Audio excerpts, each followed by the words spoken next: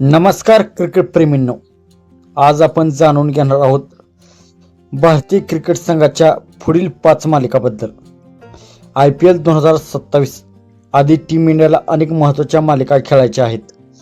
या मालिकांमध्ये किती वनडे आणि किती T20 सामने आहेत, तसेच भारताच्या कोणकोणत्या संघाविरुद्ध मालिका होणार आहेत हे आपण जाणून घेणार आहोत. तर सर्वात पहिली मालिका आहे भारत विरुद्ध अफगाणिस्तान.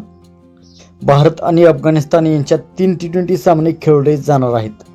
अफगाणिस्तानचा T20 क्रिकेटमध्ये मजबूत संघ तयार झाला आहे, त्यामुळे या मालिकेत भारताला चांगली टक्कर पाहायला मिळू शकते. यानंतर भारताचा सामना वेस्ट इंडिज सोबत होणार आहे. भारत आणि वेस्ट इंडिज यांच्यात 3 वनडे आणि 5 T20 सामने खेळले जाणार आहेत, म्हणजे वेस्ट इंडिज विरुद्ध एकूण 8 सामने होणार आहेत. यानंतर भारत आणि न्यूझीलंड यांच्यात मोठी मर्यादित षटकांची मालिका होणार आहे. यामध्ये 3 वनडे आणि 5 T20 सामने खेळले जाणार आहेत, म्हणजे न्यूझीलंड विरुद्ध एकूण 8 सामने होणार आहेत.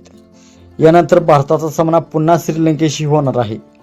यावेळी टेस्ट सामने नसून भारत आणि श्रीलंका यांच्यात 3 वनडे आणि 3 T20 सामने खेळले जाणार आहेत, म्हणजे श्रीलंकेविरुद्ध एकूण 6 सामने.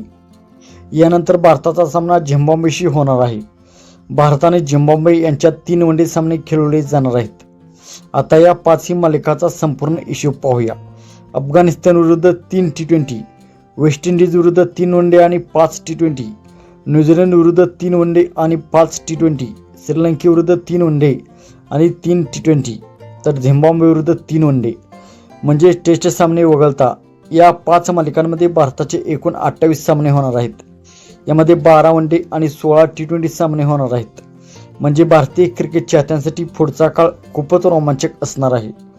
तर तुमच्या मते या 5 मालिकांपैकी भारतासाठी सर्वात कठीण मालिका कोणती आहे? भारत विरुद्ध वेस्ट इंडिज, भारत विरुद्ध न्यूझीलंड, भारत विरुद्ध श्रीलंका की भारत विरुद्ध अफगाणिस्तान? कमेंट सेक्शनमध्ये नक्कीच सांगा. आणि व्हिडिओ आवडला असेल तर लाईक करा, चॅनल सबस्क्राईब करा आणि हा व्हिडिओ तुमच्या क्रिकेटप्रेमी मित्रांना शेअर जरूर करा.